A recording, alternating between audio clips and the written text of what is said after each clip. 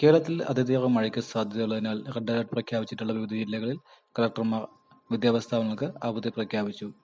വിശദമായ വീഡിയോയിലേക്ക് കിടക്കുന്നതിന് മുമ്പായി ഈ വീഡിയോ നിങ്ങൾ ആദ്യമാണ് കാണുന്നെങ്കിൽ ലൈക്ക് ചെയ്ത് കാണാൻ ശ്രമിക്കുക.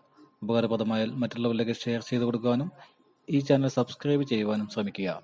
ശക്തമായ മഴയും കാറ്റുമുള്ളതിനാൽ ഇടുക്കി ജില്ലയിലെ വിദ്യാഭ്യാസ സ്ഥാപനങ്ങൾക്ക് ബുധനാഴ്ച അവധി പ്രഖ്യാപിച്ചു.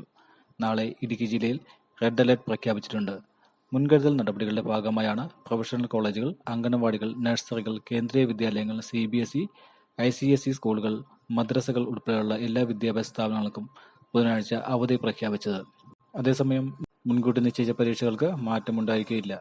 അവധി മൂലം നഷ്ടപ്പെടുന്ന പഠന സമയം ഓൺലൈൻ ക്ലാസുകൾ ഉൾപ്പെടെ നടത്തി ക്രമീകരിക്കാൻ അതാത് വിദ്യാഭ്യാസ സ്ഥാപന മേധാവികൾ നടപടി സ്വീകരിക്കേണ്ടതാണെന്നും ജില്ലാ കളക്ടർ അറിയിച്ചു. മറ്റ് ജില്ലകളിലെ വിദ്യാഭ്യാസ സ്ഥാപനങ്ങൾക്കൊന്നും അവധികൾ ഇതുവരെ റിപ്പോർട്ട് ചെയ്തിട്ടില്ല. അവധികൾ റിപ്പോർട്ട് ചെയ്താലുടൻ തന്നെ ആ വിവരം നിങ്ങളുടെ മുന്നിലേക്ക് എത്തുന്നതായിരിക്കും. അതിനായി ഈ ചാനൽ സബ്സ്ക്രൈബ് ചെയ്ത് വയ്ക്കുക.